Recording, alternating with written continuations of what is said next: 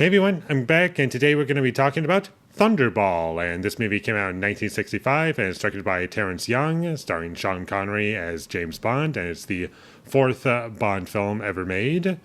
I don't like it as much as Goldfinger or From Russia with Love from memory. I haven't seen those in a while, but I still like this one overall. It has plenty of good qualities to it. Like, I love seeing Sean Connery as James Bond. I think he was very well cast and brought a lot to the role, and he works very well in the serious parts of the movie and in the other scenes where it's not super serious, like the action scenes, is what I'm talking about outside of the action in this film.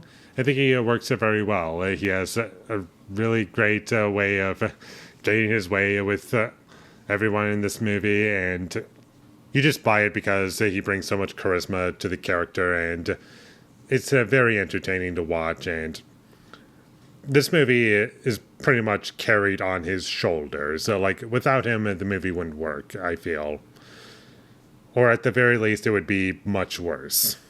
And this movie is 2 hours and 10 minutes long, and I personally didn't feel the runtime for the most part.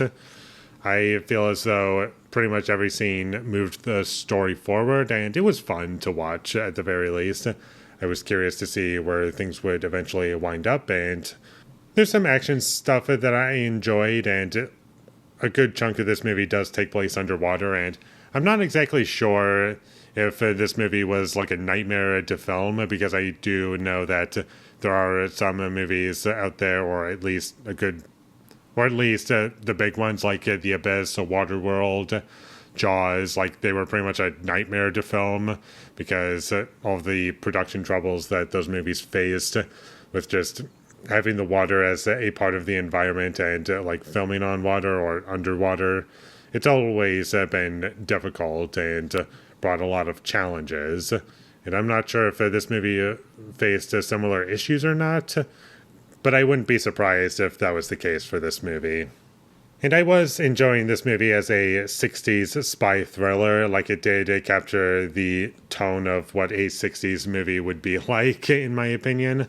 And I was enjoying the movie for that. And there's a lot of charm to this film, with it being made in the 60s and just a different time, and being sucked back to this time period and experience a lot of this stuff that just no longer exists anymore, or has been updated a lot since. And there's plenty of good scenes, like when the stakes of the film are realized. I thought that was a good scene, and the practical action I enjoyed. And there's plenty of enjoyable scenes for me, and it's nice, simple entertainment for me, and there are some dated aspects of it for sure. Like the blood, it doesn't look all that great. It just looks like red paint. But it's a 60s movie, and during that time period, pretty much every movie did it. So I'm personally more forgiving on that. But to get into some issues that I had with this movie, I was surprised as to how many cuts there were during the action. Like, it was very choppy, especially in the opening action scene of this movie. I was like, this is kind of not great.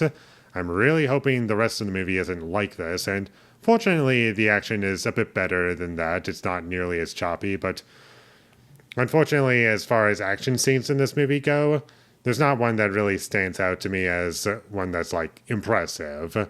Like, I remember specific moments, like some cool stunt work, but unfortunately it just doesn't really carry the movie for me.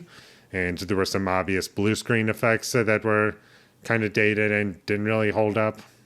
And there are parts of this movie where it just gets a little too goofy for my liking, and I just couldn't take it seriously, unfortunately.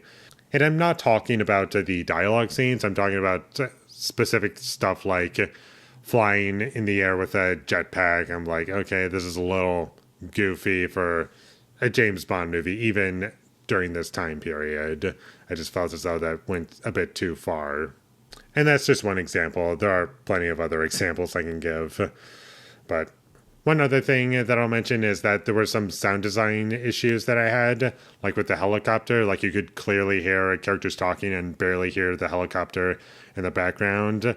And I was like, that's not how this would sound that was kind of distracting. And there was some mixing issues that I had. Like sometimes the audio would be really loud in the action scenes and kind of quiet in the dialogue scenes. And I was like, okay, this is a little annoying.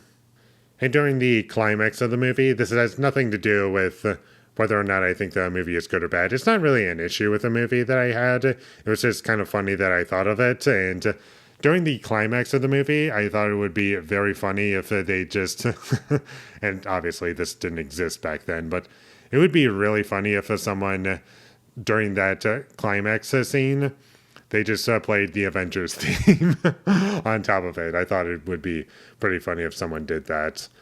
But anyways, Thunderball, enjoyable, plenty of charm to it, lots of things that I like, and it was a good movie that was consistently entertaining for the most part. I think it could be 10 minutes shorter, but overall I did find this movie enjoyable, plenty to appreciate about it, and I'll check it out again, because if I'm gonna rewatch a James Bond movie, I might as well just watch all of them. So, even though that's a lot. But anyways, check this movie out if you're a fan of James Bond movies. And I thought it was a good movie overall. So, with all that being said, I'm going to give Thunderball a 6 out of 10. Thank you for watching my videos. As always, if you enjoyed this review, be sure to leave a like and comment down below you thought of Thunderball, and my social media links, they will all be in the description, so follow me there. And last but not least, subscribe to be a part of Foley Nation, and I'll see you when I get my next review up, and that is going to be for Shadow of the Vampire. So look forward to that, but until I get that up, thank you for watching and have a great day.